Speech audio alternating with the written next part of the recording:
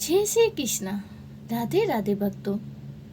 वैशाख का महीना बहुत ही बड़ा पावन और पुण्यदायक महीना है। इसमें स्नान और कथा का बहुत ही अनमोल मूल्य है। आपको मैं इसी पावन महीने में और एक पावन अवसर पर आपको एक पुण्य कथा श्रीमद् भागवत गीता के महात्म की कहानियाँ सुनाऊंगी और दूसरा आपको वैशाख महीने की हर दिन का एक अध्याय सुनाऊंगी। आज 21वां दिन और 21वां अध्याय सुनाने जा रही हूँ। वैशाख के महीने में वैशाख का स्नान बड़ा ही महत्वपूर्ण है और ये चैत्र शुद्धि पूर्णिमा से वैशाख का स्नान आरंभ किया जाता है। पवित्र नदियों में जैसे तालाब, बावड़ी, कुएं के जल से प्रातः स्नान करना चाहिए, नित्य कर्म करना चाहिए। और हम अपने घर पे ही बाल्टी में गंगा जल डाल के स्नान करने से भी पुण्य प्राप्त होता है। गंगा नदी जैसा पवित्र होता है। हमें स्नान करने के बाद भगवान के आगे बैठ के ओम नमो भगवते वासुदेवाय अथवा हरे राम हरे हरे हरे कृष्णा कृष्ण कृष्ण हरे हरे, इन 16 अक्षरों के या 12 अक्षरों के मंत्रों का भी जाप कर सकते हैं। कम से कम 5 बार माला प्रतिदिन फेरनी चाहिए। इसका बड़ा ही महत्व है और सब प्रकार की कामना भी इसको करने से पूर्ण होती है। ये महीने के अनुसार 31 दिन या 35 दिन तक ऐसा प्राय नियम से पालन करने से एक समय भोजन करके सब प्रकार के रोग और दोष दूर हो जाते हैं और आपका पुण्य भी बढ़ता है। चैत्र पूर्णिमा से पूरे से वैशाख अर्थात वैशाख की पूर्णिमा से पीपल पथवारी सींचनी चाहिए। अनाज ले हाथ में और जल के एक बाल्टी लेके उसमें लोटा डाल के अपने घर से पानी लेके जाएं। पीपल के वृक्ष के निकट जाकर शुद्ध पत्थर का टुकड़ा लेकर उसे पंथवारी मानकर पीपल में ही पंथवारी को जल सींचना चाहिए। कथा व कहानी सुनकर भगवान के दर्शन करके घर आना चाहिए। अब मैं आपको पहले श्रीमद् भागवत गीता का दूसरा अध्याय सुनाऊंगी। दूसरे अध्याय का महत्व सुनाऊंगी। श्री भगवान कहते हैं, लक्ष्मी, प्रथम अध्याय के महत्व का उत्तम उपखान मैंने तुझे सुना दिया है। अब अन्य अध्यायों के महत्व श्रवण करो। दक्षिण दिशा में वेद वेदांत ब्राह्मणों के पूरा आनंदपुर नामक नगर में एक श्रीमान देव शर्मा नामक एक विद्वान ब्राह्मण रहते थे। वह अतिथियों के पूजक, सर्वाध्यायशील, वेद शास्त्रों के विशेष विज्ञ, यज्ञों का अनुष्ठान करने वाले और तपस्वियों के सदा ही प्रिय थे। उन्होंने उत्तम द्रव्य के द्वारा अग्नि में हवन करके दीर्घ काल तक देवताओं को तृप्त किया, किंतु उन धर्मात्मा ब्राह्मणों को कभी सदा रहने वाली शांति नहीं मिली। वह परम कल्याण में है तत्व का ज्ञान प्राप्त करने की इच्छा से प्रतिदिन प्रचुर सामग्री के द्वारा सत्य संकल्प वाले तपस्वियों की सेवा करा करते थे। इस प्रकार शुभ आचरण करते हुए उन्हें बहुत समय बीत गया। तदनंतर एक दिन पृथ्वी पर उनके समक्ष एक त्यागी महात्मा प्रकट हुए। वह पूर्ण अनुभवी अखाड़ साहित्य नामक सीख से अग्रभाग पर दृष्टि रखने वाले तथा शांत चित्त थे। निरंतर परमात्मा के चिंतन में ही सरगल हो रहे थे। वे सदा ही आनंद विभोर हो रहते थे। देव शर्मा ने उन नित्य संतुष्ट तपस्वी को शुद्ध भाव से प्रणाम किया और पूछा, महात्मा, मुझे शांतिमय स्थिति कैसे प्राप्त होगी? तब उन आत्मज्ञानी संत ने देव शर्मा को सोपुर ग्राम के निवासी मित्रवान का, जो बकरियों का चारावार था, परिचय दिया और कहा, वही तुम्हें उपदेश देगा। यह सुनकर देव शर्मा ने महात्मा के चरणों की वंदना की और समृद्धिशाली सोपुर ग्राम में पहुंचकर उनके उत्तर भाग के एक विशाल वन देखा। उसी वन में नदी के किनारे पर शिला पर मित्रवान बैठा था। उनके नेत्र आनंद रहित कैसर के निर्छल हो रहे थे। वह अपलक दृष्टि से देख रहे थे। वह स्थान आपस का स्वाभाविक वैर छोड़कर एक तृप्त हुए परस्पर विरोधी जंतुओं से घिरा था। वहां उद्यान में मंद मंद वायु चल रही थी। मृगों के झुंड शांत भाव से बैठे थे। और मित्रवान दया से भरी हुई आनंदमयी मनोहरिणी दृष्टि से पृथ्वी पर मानो अमृत छिड़क रहा हो। इस रूप में उसे देखकर देव शर्मा का मन प्रसन्न हो गया। वह उत्सुक होकर बड़े ही विनय के साथ मित्रवान के पास गए। मित्रवान ने भी अपने मस्तक को किरचित नवाकर देव शर्मा का सत्कार किया। तदंतर विद्वान देव शर्मा अनन्य चित्त से मित्रवान के समीप गए और जब उनके ध्यान का समय समाप्त हो गया, उस समय उन्होंने उनसे मन की बात पूछी। महाभाग, मैं आत्मा का ज्ञान प्राप्त करना चाहता हूँ। मेरे इस मनोरथ की पूर्ति के लिए मुझे किसी ऐसे उपाय का उपदेश दीजिए जिसके द्वारा सिद्धि प्राप्त हो चुकी हो। देव शर्मा की बात सुनकर मित्रवान ने एक क्षण तक कुछ विचार किया। उसके बाद इस प्रकार कहा, विद्वान, एक समय की बात है, मैं वन के भीतर बकरियों की रक्षा कर रहा था। इतने में ही एक भयानक बाघ पर मेरी दृष्टि पड़ी जो मानो सबको ग्रस्त लेना चाहता था। मैं मृत्यु से डरा था, इसीलिए व्याघ को आते देखकर बकरियों को झुंड को आगे करके वहां से भाग चला, किंतु एक बकरी तुरंत ही सारा भय छोड़कर नदी के किनारे पर बाघ के पास बेरोक टोक चली गई। फिर भी बाघ भी धैर्य छोड़कर चुपचाप खड़ा हो गया। उसे इस अवस्था में देखकर बकरी बोली, बाघ, तुम्हें तो अभीष्ट भोजन प्राप्त हुआ है। मेरे शरीर से मांस निकालकर प्रेम पूर्वक खाओ। नहीं, तुम्हें इतनी देर से खड़े क्यों हो? तुम्हें मन में मुझे खाने का विचार क्यों नहीं हो रहा है? व्याघ बोला, बकरी, इस स्थान पर आते ही मेरे मन में देश का भाव निकल गया है। भूख प्यास भी मिट गई है, इसीलिए पास आने पर भी मैं अब तुम्हें खाना नहीं चाहता हूँ।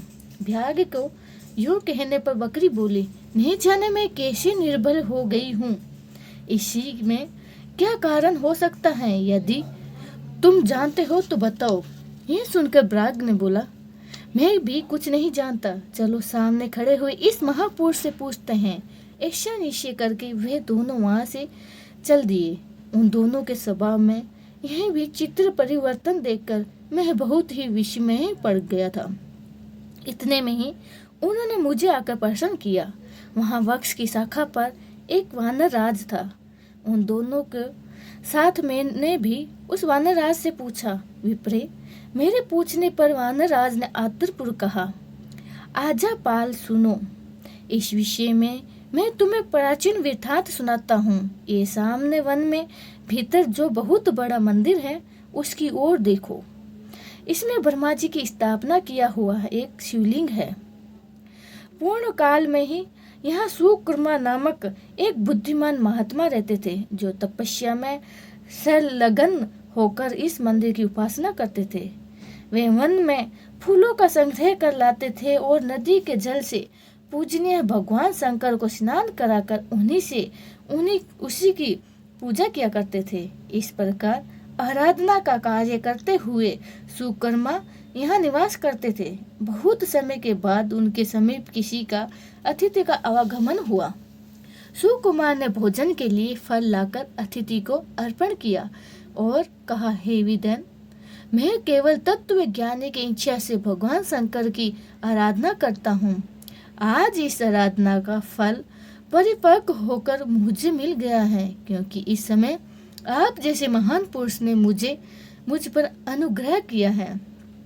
सुकुमार के ऐसे मधु वचन सुनकर तपस्वी के धनी महात्मा अतिथियों को बड़ी ही प्रशंसा हुई। उन्होंने एक शिलाखंड पर गीता का दूसरा अध्याय लिख दिया और ब्राह्मणों का उसके पाठ एवं अभ्यास के लिए आज्ञा देते हुए कहा, हे ब्राह्मण, इसे तुम्हारा आत्मज्ञान संबंधी मनोरथ अपने आप ही सफल हो जाएगा। यूं कहकर वे बुद्धिमान तपस्वी सुकुमार के सामने ही उनके देखते देखते अंत ध्यान हो गए। सुकुमार विस्मित होकर उनके आदेश के अनुसार निरंतर गीता के द्वितीय अध्याय का अभ्यास करने लगे। तदंतर दीर्घ काल के पश्चात अंत कारण शुद्धि होकर उन्हें आत्मज्ञान की प्राप्ति हुई। फिर वह जहाँ जहाँ गए वहाँ का तपोवन शांत हो गया। उनमें शीत, उष्ण और राग देश आदि की बाधाएं दूर हो गई। इतना ही नहीं, उन स्थानों में भूख प्यास का भी कष्ट भी जाता रहा तथा भय का सर्वथा अभाव हो गया। यह सब द्वितीय अध्याय का जप करने वाले सुकुम्भकर्मा ब्राह्मण की तपस्या का प्रभाव है, समझो। मित्रवान कहता है, वनराज के जो यूं कहने पर मैं प्रसन्नतापूर्वक बकरी और ब्याग के साथ उन मंदिर की ओर चला गया। वहां जाकर शिलाखंड पर लिखे हुए गीता के द्वितीय अध्याय को मैंने देखा और पढ़ा। उसी की आवृत्ति करने से मैंने तपस्या का पार पा लिया है। अतः भरत पुरुष, तुम भी सदा द्वितीय अध्याय की आवृत्ति किया करो। ऐसा करने से मुक्ति तुमसे दूर नहीं रहेगी। श्री कृष्ण कहते हैं, श्री भगवान कहते हैं, प्रिय मित्रवान के इस प्रकार आदेश देने पर देव शर्मा ने उनका पूजन किया और उन्हें प्रणाम करके पुरानंदनपुरी की राह ली। वहाँ किसी देवालय में पूर्वोत्तर आत्मज्ञानी महात्मा को पाकर उन्होंने ये सारा व्यर्थात निवेदन किया और सबसे पहले उन्हीं से द्वितीय अध्याय को पढ़ाया और उससे उपदेश पाकर शुद्ध अंतःकरण वाले देव शर्मा प्रतिदिन बड़ी ही श्रद्धा के साथ द्वितीय अध्याय का पाठ करने लगे। तब से उन्होंने अनवग प्रशंसा के योग्य परम पद को प्राप्त कर लिया। लक्ष्मी, यह द्वितीय अध्याय का उपखंड कहा गया है। शिव नारायण नारायण हरि हरि, लक्ष्मी नारायण नारायण हरि हरि। अब भक्तों, मैं आपको वैशाख मास के 21वां अध्याय सुनाने जा रही हूँ। 21वां अध्याय। तब सूत जी ने कहने लगे कि शंख मुनि और व्याग दोनों बड़े ही विषम हुए। तब शंख मुनि ने पूछा, तुम कौन हो और तुम्हारी दशा ऐसी क्यों हो गई है?